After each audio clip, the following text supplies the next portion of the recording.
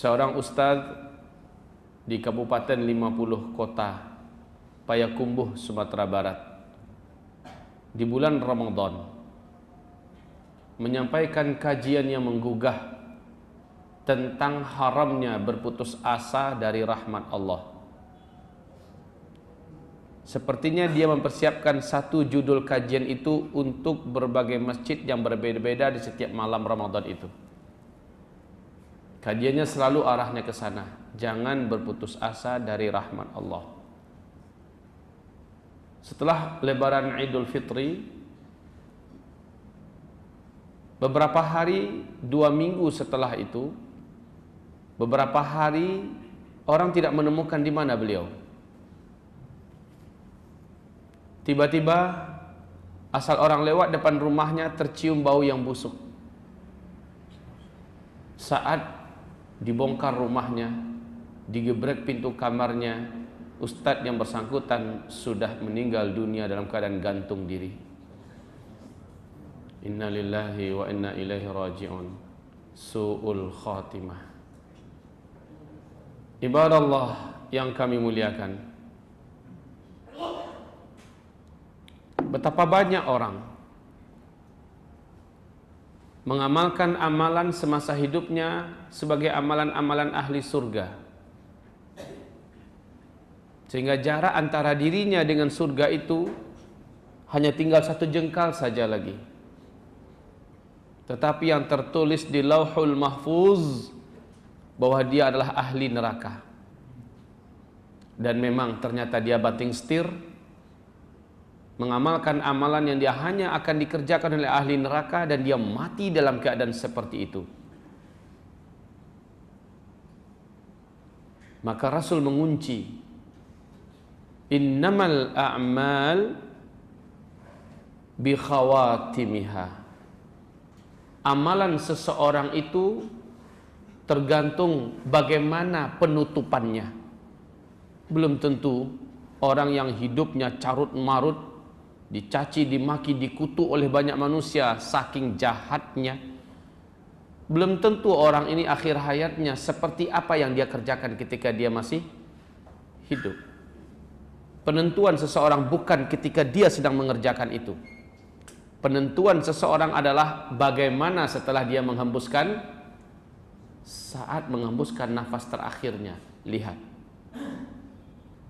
saya angkat sebuah cerita nyata kakanda kandung saya nomor 3. Namanya Zainal Abidin.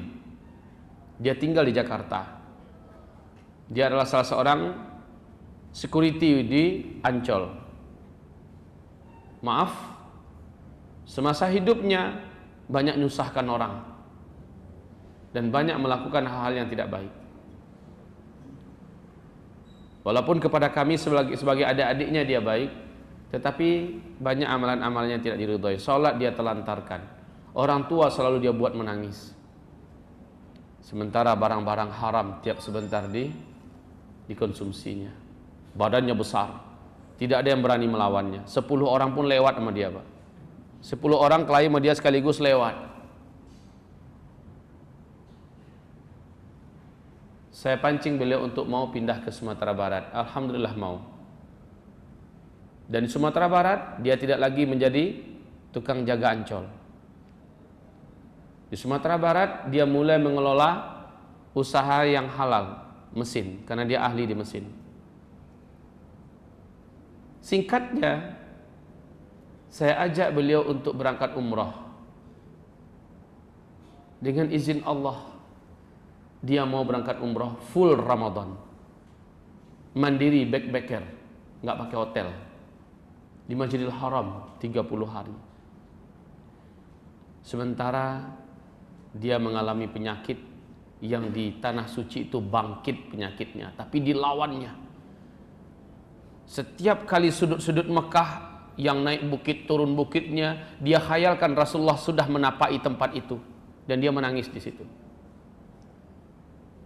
Ketika dia pulang, sakitnya menjadi 4 bulan lamanya dia tidak boleh meninggalkan rumah.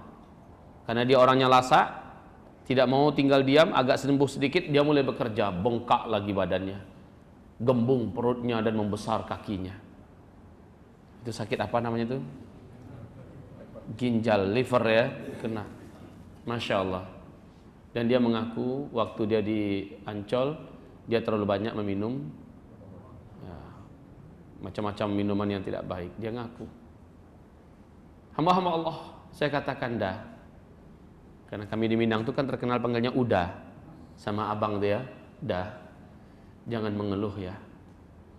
Iya, banyakkan zikir dah ya. Ya banyakkan zikir. Kesenggol aja Pak sakit. Kesenggol aja gini, sakit. Istrinya jauh lebih tabah daripada dia dalam rangka merawat sang suami ini. Terakhir, saya harus meninggalkannya berangkat ke Kota Rengat di Riau. Saya dakwah, ayahanda saya bawa. Dia katakan dengan tangan yang lemas berbaring di pembaringannya, Dinda katanya, jangan pergi. Saya tatap matanya dalam-dalam. Kenapa dah? Siapa tahu ini akhir pertemuan kita. Jangan pergi. Saya katakan, dah. Saya doakan udah pada Allah. Orang yang musafir doanya mustajab. Saya titipkan udah pada Allah. Air matanya mengalir dan dia berkata, maafkan udah ya. Dia ngomong sama Buya, Buya, maafkan saya. Ya. Kemudian saya berangkat. Besoknya dia minta tolong kepada istrinya, sampaikan pada Ustadz. Karena abang-abang saya manggil saya Ustadz semua, termasuk ayahanda saya manggil saya Ustadz. Katakan pada Ustadz, apakah saya termasuk mengeluh? Kalau mengatakan sakit, ya Allah, itu mengeluh enggak? Tolong sampaikan sama Ustadz. Kalau itu mengeluh, saya akan tutup mulut, katanya. Maka istrinya pun nelfon saya. Gimana Mbak? Ustadz, udah Nal bertanya. Kalau dia mengatakan, ya Allah sakit, ya Allah, itu mengeluh enggak Ustadz? Kalau mengeluh dia tidak mau, dia akan tutup mulutnya. Hari kedua setelah saya berangkat, dapat berita beliau muntah darah.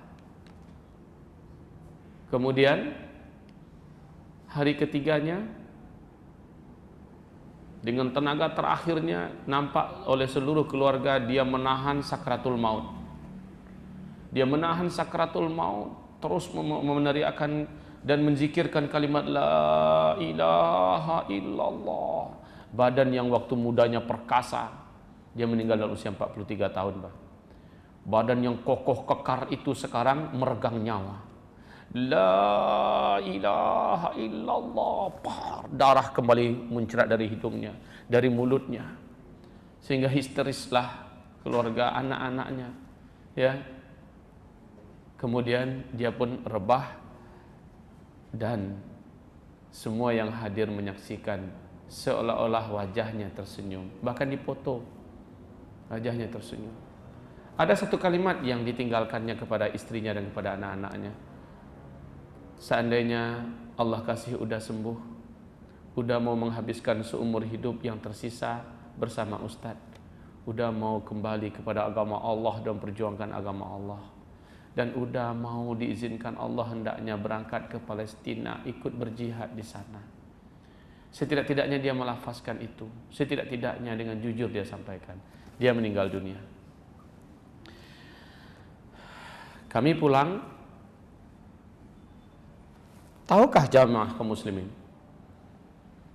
3 kota, Payakumbuh, Padang Panjang, Bukit Tinggi, bahkan dari Padang berdatangan. Orang biasa itu. Zainal Abidin ini orang biasa. Hanya seorang pengelola mesin yang perbaiki mesin-mesin yang rusak. Orang biasa. Ustaz-ustaz berdatangan dari mana-mana. Apakah dia abang saya atau bagaimana? Wallahu alam. Berdatangan. Semuanya mempersaksikan wallahi demi Allah wajahnya wajah yang mulia. Padahal masa hidupnya bagaimana? Hampir-hampir kami seluruh keluarga tidak percaya kalau orang ini akan selamat. Tapi bagaimana yang Allah lakukan kepadanya? Dia disemayamkan ke liang lahatnya. Dan berturut-turut kami keluarga dengan izin Allah mimpi satu persatu. Saya mimpi istrinya mimpi, ayahanda saya mimpi, istri saya mimpi, anak-anaknya mimpi, melihat keadaannya yang penuh ceria, melihat wajahnya putih bersih tersenyum kepada kami dan mengatakan dia bahagia. Bukankah ini isyarah dan bisyarah